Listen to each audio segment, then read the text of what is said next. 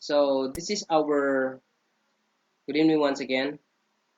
So tonight I'll be discussing to you our seventh video.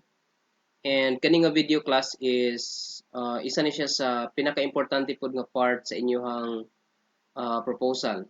So tonight we'll be discussing two things and mao ni sila class ang gitawag nato og theoretical framework and the conceptual framework. So kaning duha ka mga parts essential gid ni siya sa inyong paper because kaning theoretical framework and conceptual framework mo ni siya ang mag guide sa inyo kung unsaon ninyo pag defend ang inyong proposal. I mean, kung unsaon ninyo pag defend ang content sa inyong study. At the same time, aron maipakita po ninyo kung naabag yun na support nga theory ang inyong project.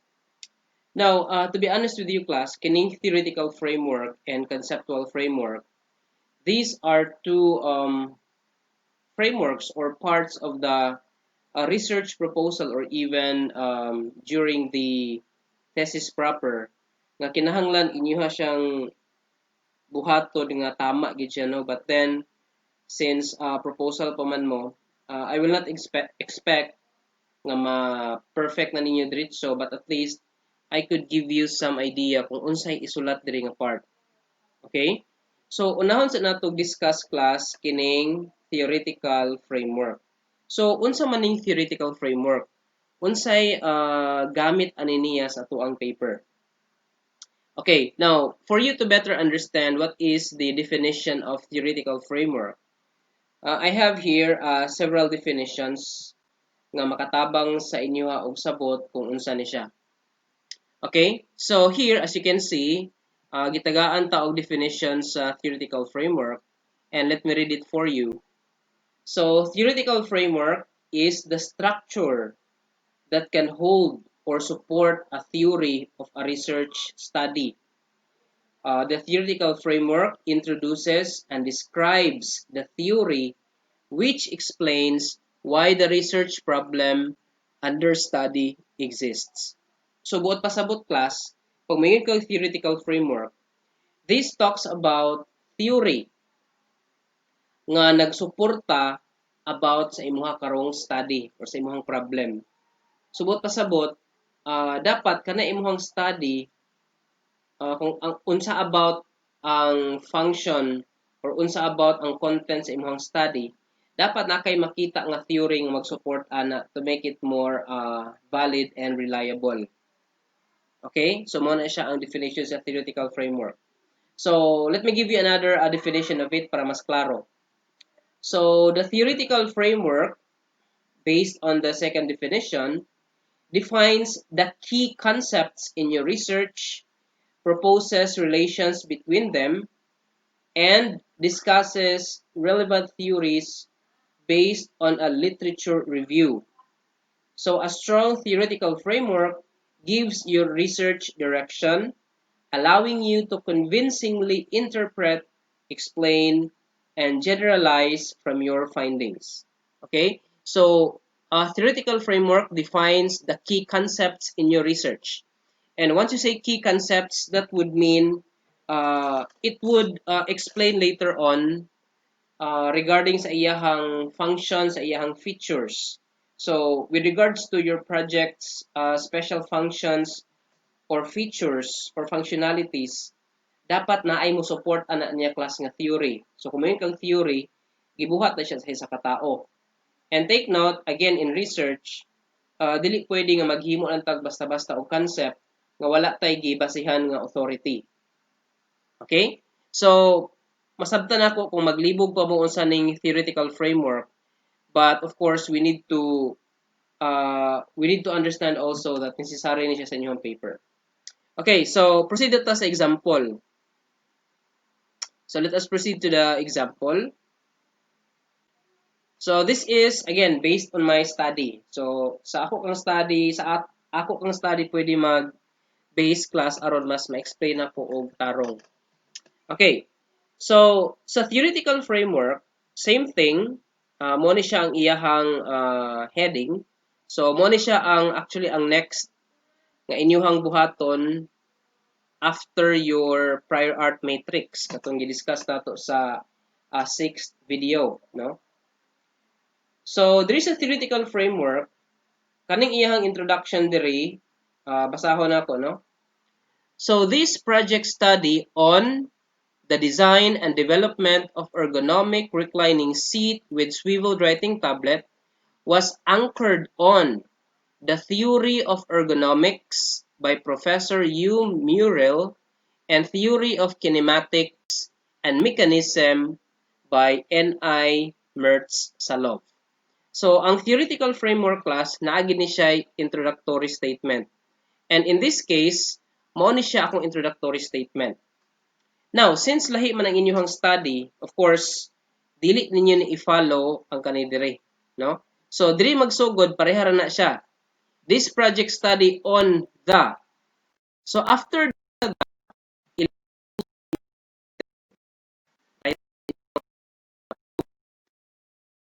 piyaha ang design and development course kay anuman. This is my study. So example, imong study is about katong akong example last time 2-in-1 chopping board. So ang imong ibutang diri is dapat this project study on the design and development of 2-in-1 chopping board, okay, ingon ana ang inyuhang isulat, was anchored on the theory of, okay, explain ako diri class. Nganong ang akong gibutang diri is theory of ergonomics, and sa ubos nganong nag-discuss ko og theory of kinematics. Okay, diri na mosulod ang inyuhang unique feature sa inyuhang project. Okay, let me explain aron mas masabtan ninyo. Again, the title of my project is Design and Development of, take note, ergonomic reclining seat with swiveled writing tablet. Now, there is ako ang title class. I don't know how to explain it, but kung musulti kag theoretical framework, dapat na akay keyword sa imuhang title nga mo'y imuhang himuong basihan aron na akay theory nga makuha. Now, again, i-explain akong usab. Di ba ang kani akong study about ni siya sa bangko o lingkuranan sa mga estudyante nga una ang iyahang sandiganan, pwede na ko siya i-adjust kung gusto ko mo sandig. Naalang ko ibirahon diri sa kilid. Kabantay mo anang class kana go mulingkod ta sa auto, lingkuranan sa auto or sa sakyanan. Diba, kung gusto nato i-adjust ang ato ang sandiganan, na man lang kay birahon sa kilid and then ma-adjust ni mo ang likod. So, kana siya, that is an example of ergonomic. So, pag mayroon gani kag ergonomic class, isa na siya ka feature sa matag usa ka butang or furniture nga pwede like i-adjust sa tao aron maka-feel siya og comfort. Muna ibig pasabot sa ergonomic. Kana kung naay mga parts like for example sa bangko, nga pwede nimo siya i-adjust, kanang ang iyang lingkuranan pwede matuyok for convenience, or ang like ang bangko na ay ligid, pareha gud anang mga lingkuranan sa computeran, kanang mga computer chair. Di ba, ma-adjust man ang likod, na siya ligid, aron dali na nato siya itulod. So, kanang isa ka butang, nga naay mga special feature nga ma-adjust nimo, matuyok nimo, or na siya ligid or mapilo-pilo nimo, ang kana siya nga gitawag nato og concept mo na gitawag ergonomics. So since ergonomics man na siya, akong gibutang diri is mag-research kog theory nga mag-discuss about ergonomics. So thankfully kaning theory in ergonomics na ay isa ka tawo nga nag-mention ani. So nag-research ko theory of ergonomics, og ang nagsulat ani is si Professor Hugh Murrell. So kaning theory of ergonomics ni Professor Hugh Murrell, mao ni siya akong gigamit nga theory in support of my project. So mo na siya ang buot pasabot sa theoretical framework. Mangita ka og theory nga mo support sa imong project. Now, in my case, dili lang isa ka theory ang akong gipangita, dili lang theory of ergonomics. Nangita po kog theory of kinematics and mechanism. Now, base bungutan mo, sir, ngano nangita mo po kog theory of kinematics and mechanism? Unsa may relationship ana sa imong study? Now, take note, my title is Ergonomic Reclining Seat with Swiveled Writing Tablet. Now, kaning keyword nga swiveled class, but kasabot, isa na siya ka, under na siya sa mechanism. But pasabot, pag naaga ni isa ka butang matuyok-tuyok, ang mechanism nga gigamit aron matuyok ang isa ka butang, napaloob na siya sa kinematics.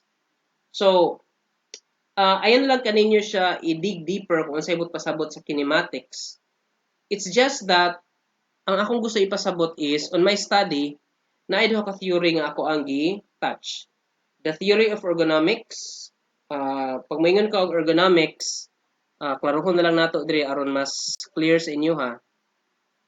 So once you see ergonomics, mo na siya.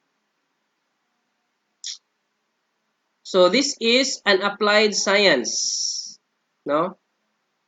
Concerned with designing and arranging things people use so that the people and things interact most efficiently and safely.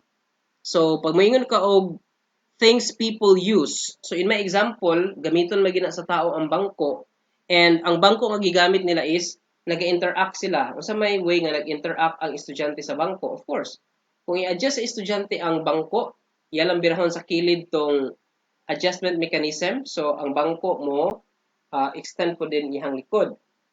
So kung ipatuyok po nako ang bangko, of course, na interaction mahitabo.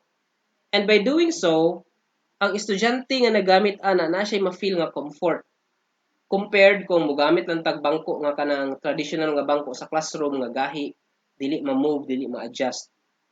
Okay, so mao na siya ang buot pasabot sa ergonomics. Okay, so mao na diha ang inyuhang pangitaon. Now, sa inyuhang case, since lahi-lahi man mo og what do you call that one? Lahi-lahi man mo og title, unsay inyong dapat buhaton aron makabalo mo nga unsa nga theory ang gamiton? Okay, that is a very good question. Now, when it comes to theory class, bear in mind nga ang inyong pangitaon diha is kung unsa nga mechanism or unsa nga mubase mo sa inyong unique feature or sa unique function. Now, for example, mubalik ta sa example nga 2-in-1 chopping board. Kung mayon kag 2-in-1 chopping board, buot pasabot na ay isa ka chopping board binin tagtaran na siya class. Di ba kanang tagtaran kung mupalit kag tagtaran sa mga tindahan, isa lang na siya ka rectangle, ka kahoy or plastic nga nipis, madala lang nato sa tuang kamot. I mean, mabitbit lang nato. And then pag abot sa balay, kung mag-chop ka og isda, ang isda or ang fruits, ibutang nimo dito sa tagtaran. So ang tagtaran karon nag-serve siya as mura og base aron properly ma-chop nimo kung sa imong gusto i-chop nga dili pod masamad or magisi ang table directly.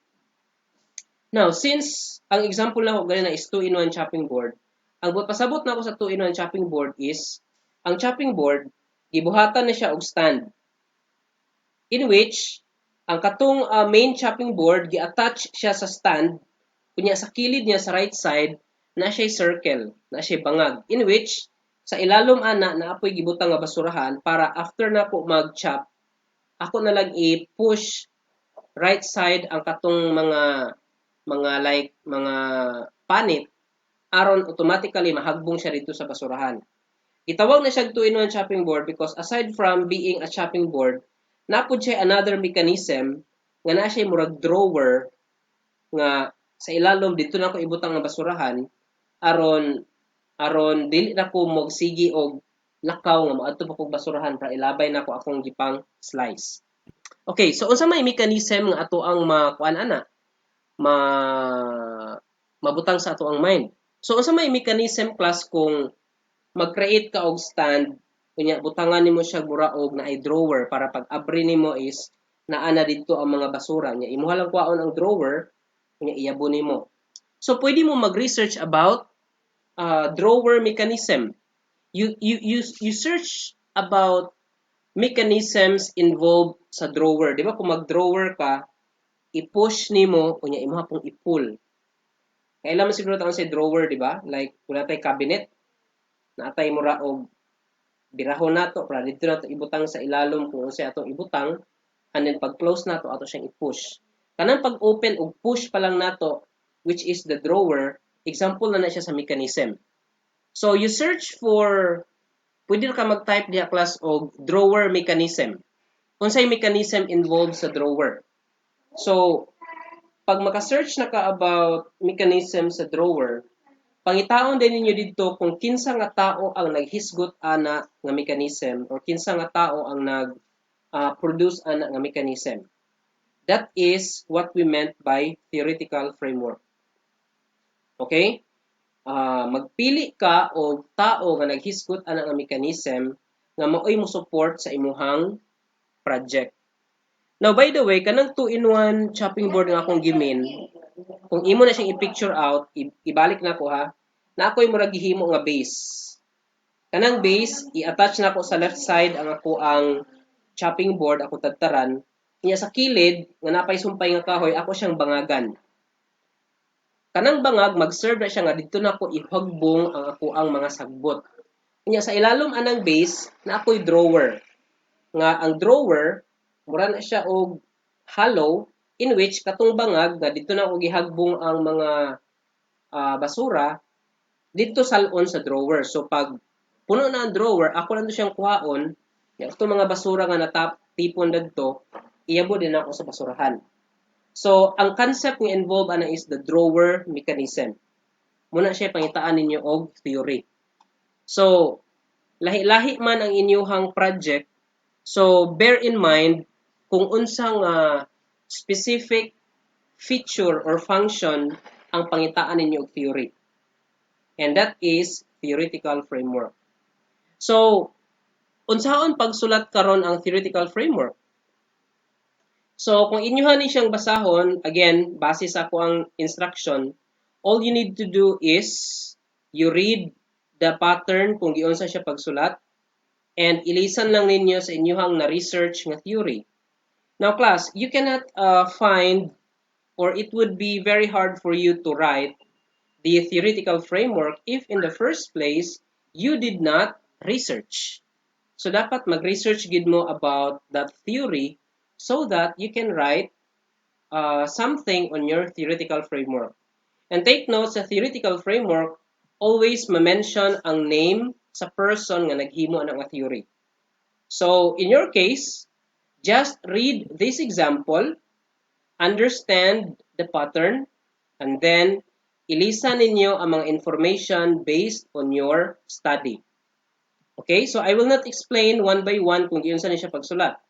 It is also necessary for you to read the example, understand it, and then ilisan ninyo sa inyuhang problem. Okay, ang importante lang na explain na ko kung saan na to pagpangita og theoretical framework. So again, theoretical framework, nagbase na siya sa isa ka theory.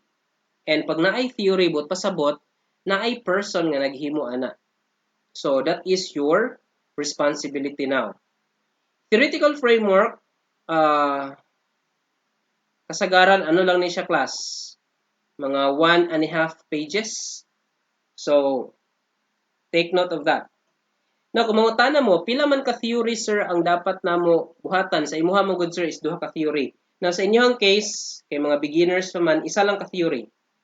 Okay?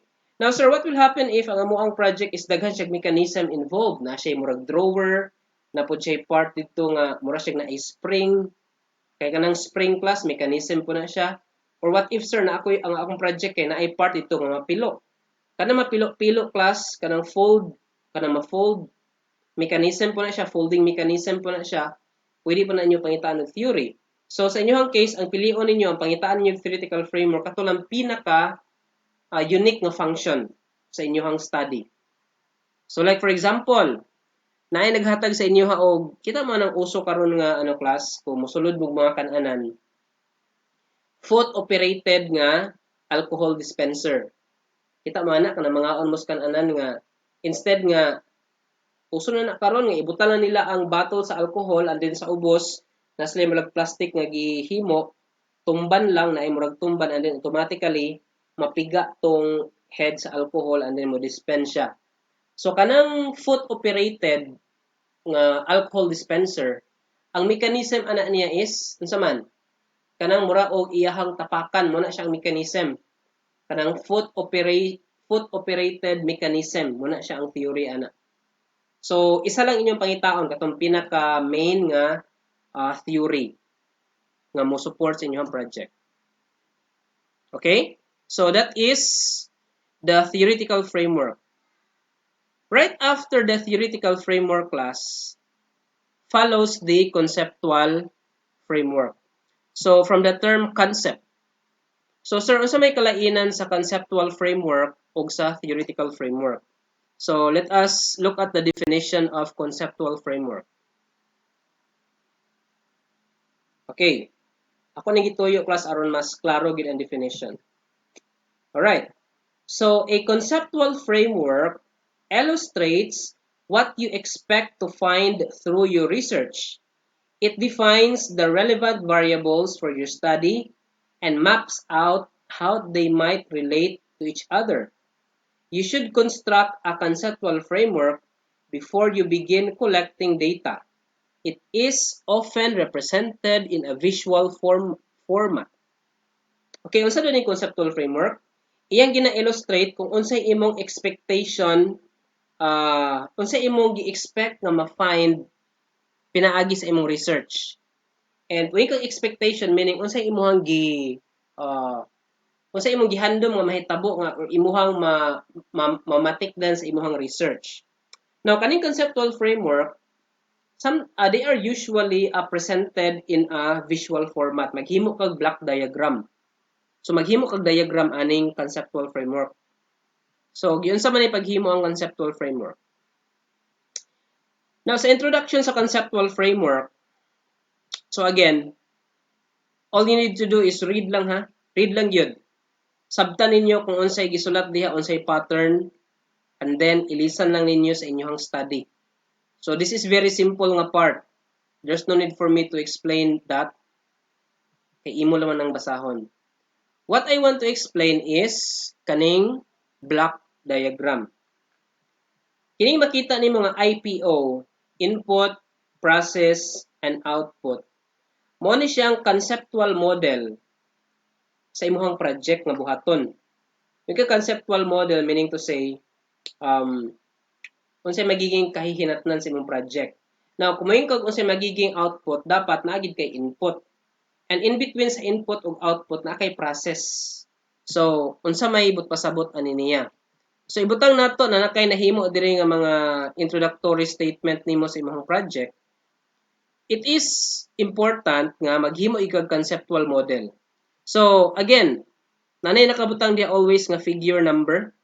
So, magdepende imong figure number kung pila pod ka figure imong gihimo.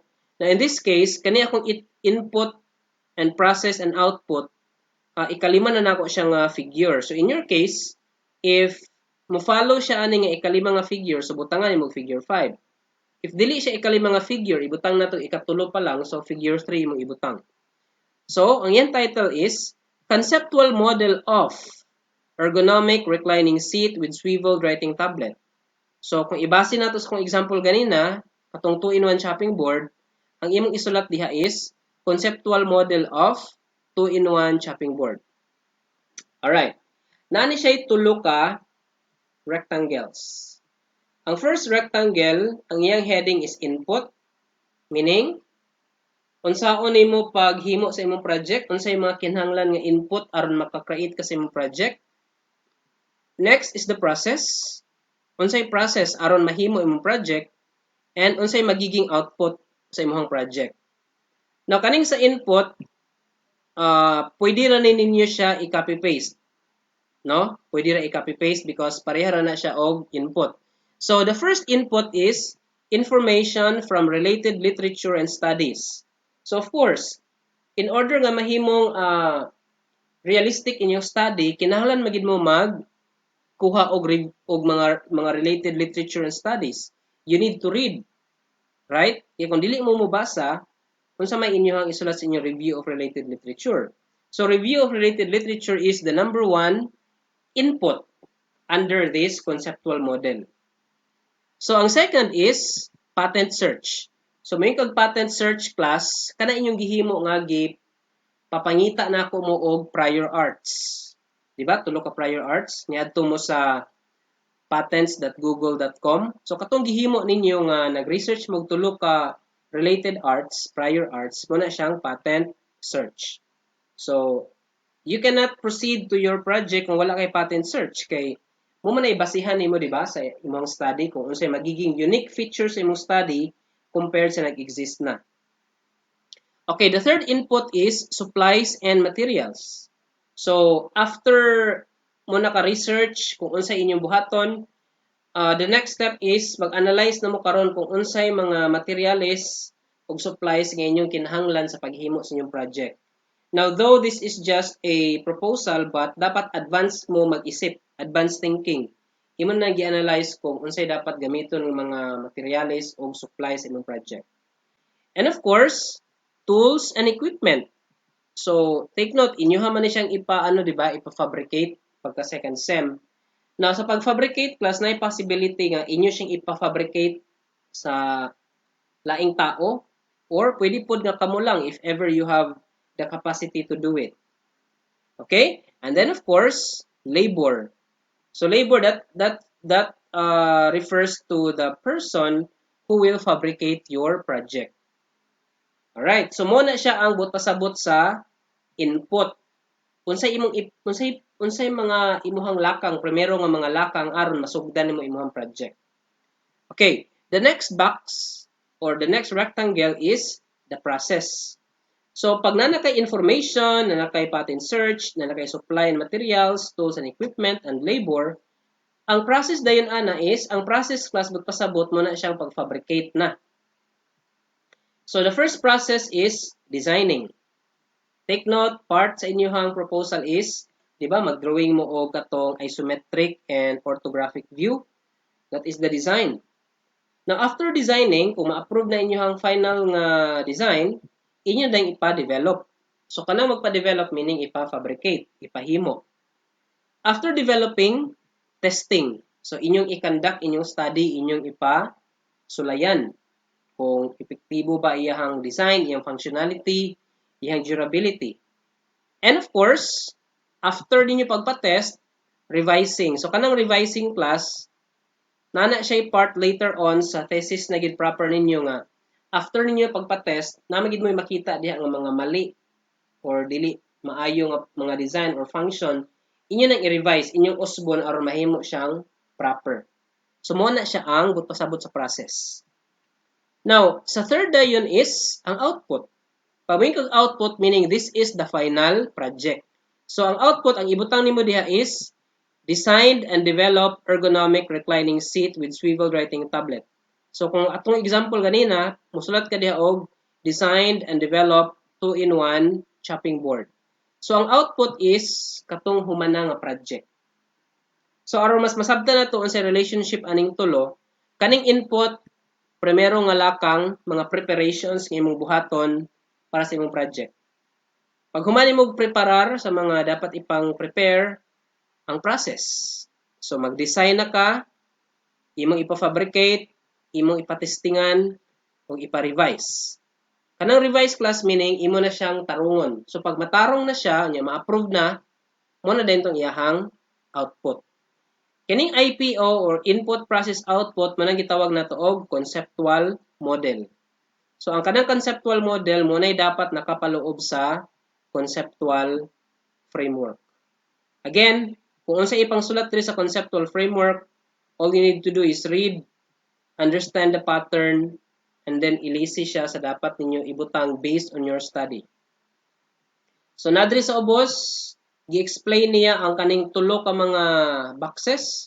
So, again, basaha lang, and then ilisi sa inyong project. Okay? So, mo na siya class ang kining conceptual framework. Now, after the theoretical framework,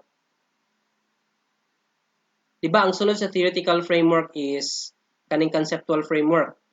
Ang last nga part ani niya class is kaning gitawag nato og operational definition of terms. Now, unsay ibut pasabot aning operational definition of terms? So, if naka-remember mo sa akong gi-mention ganina, kanang inyuhang project or project study, di ba, buhatan nimo na silang pangalan sa iyahang parts. Okay? Kanang parts sa imong project ba? So, in my case, katong ako ang research nga ergonomic reclining seat, ang pangalan sa iyang mga parts is kani: armrest brace, backrest adjustment mechanism, buttrest support, ergonomic reclining seat with swivel writing tablet, pivot mechanism, reclining seat, side support braces, and then the swivel mechanism. Now, kani nga mga parts class, ako lang naghimo ana niya. But then, wala ko nagbuot-buot og himo. Ako siyang gibase sa mga standard na term. So, kaning armrest, diha nato itungtong ato ang kamot para magsulat ta, di ba? So, that is a standard term. Armrest brace, kanang mo'y nag-support nga brace sa armrest aron dili siya malihok. So on and so forth. Now, but pasabot sa operational definition of terms, dili ka mag-research sa Google kung what is the definition of armrest. Dili. Muna gitawag siya operational definition of terms class kay ikay magbuot kung unsay iyahang function ani. So ang explanation or ang definition must be based on your own definition. Ikaw ang mag-define. Dili ka mangita sa dictionary og unsay definition sa armrest. Dili. Tungod kay ang imong example lang ni, tungod kay kaning armrest nako diri, dili ni siya pareha og meaning sa standard nga armrest. This armrest is intended for my project, so kung unsay iyang function ani, nakalaan ra gid siya sa kuang project.